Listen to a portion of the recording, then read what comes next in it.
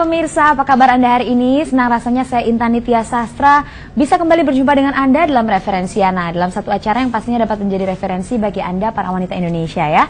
Selama 60 menit ke depan, seperti biasa saya akan menemani Anda membahas masalah-masalah yang selalu kita hadapi setiap harinya. Nah, kalau misalnya Anda ingin ikut berinteraksi dengan kami, langsung aja hubungi kami, nomor teleponnya 021-392-2121. Pokoknya kalau masih belum ingat, sudah ada di layar kaca Anda nomornya ya.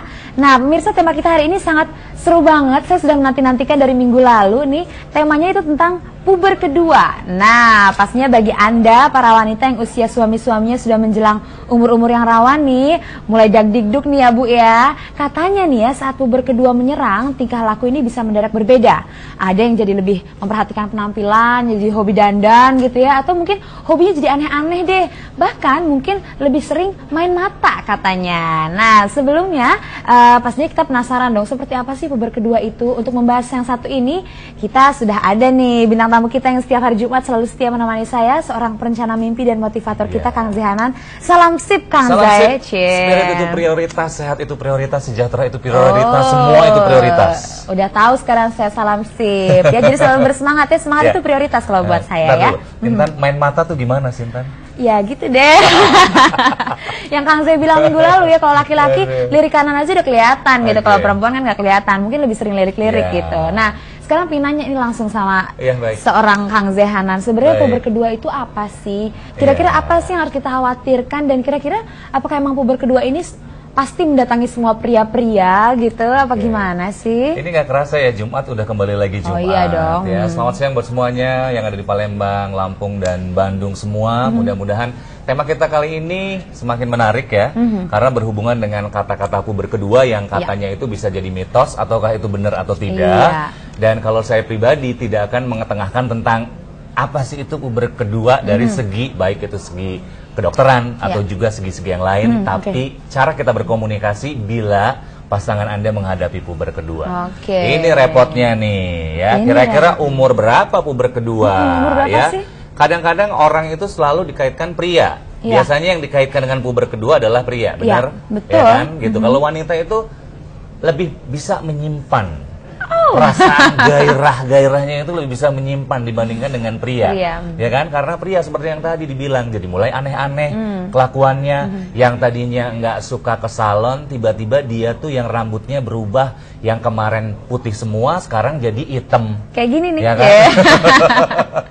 Ya kan? Yang tadinya nggak punya baju ketat, sekarang kok tiba-tiba beli baju ketat, ingin menonjolkan badannya gitu kan. Jadi banyak hal-hal yang membuat orang lain itu bertanya, betulkah ini puber kedua?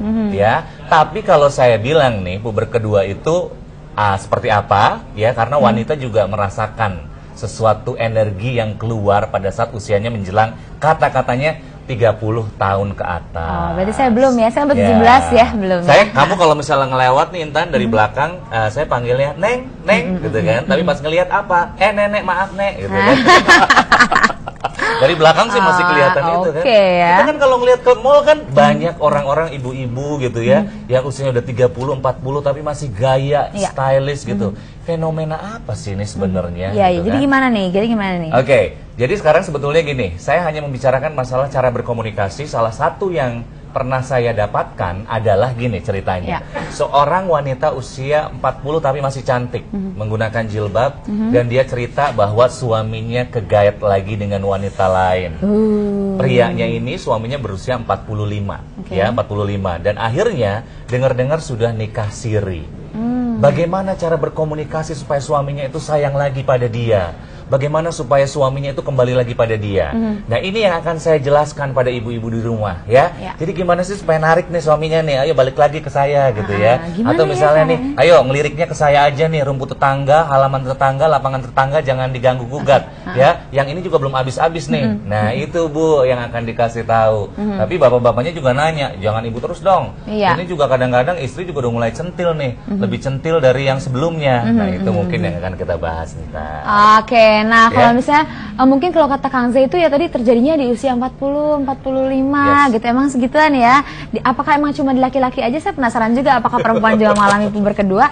Tapi ini Kang Z ya, kalau misalnya itu tadi pendapat dari Kang Z, nah saya juga ingin tahu nih pendapat masyarakat tentang puber kedua. Sebetulnya mereka tahu nggak sih tentang puber kedua ini? Kalau gitu kita lihat aja sama-sama yang satu ini ya. Baik.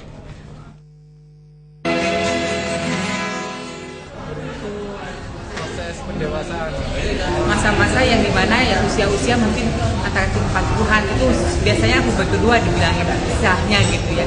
Itu lebih menyukai gitu, tapi itu kan kayaknya lebih dari remaja. Kalau remaja namanya wajar. Kalau itu katanya kayaknya lebih kayak genit gimana ya. Nah seperti itu ya. Itu alami ya, alami. Namun demikian hal-hal yang alami itu bisa kita kendalikan.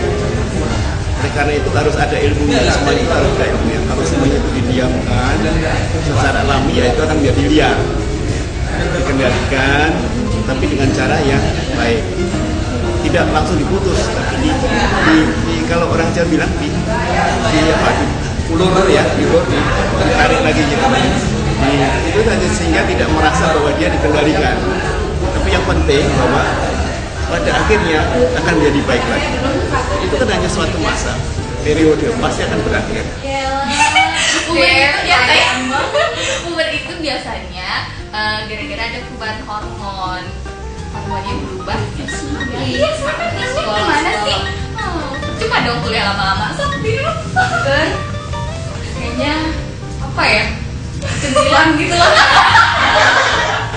Seandainya itu terjadi, itu adalah sifatnya manusiawi saja. Jadi kita tidak perlu berpikir yang negatif.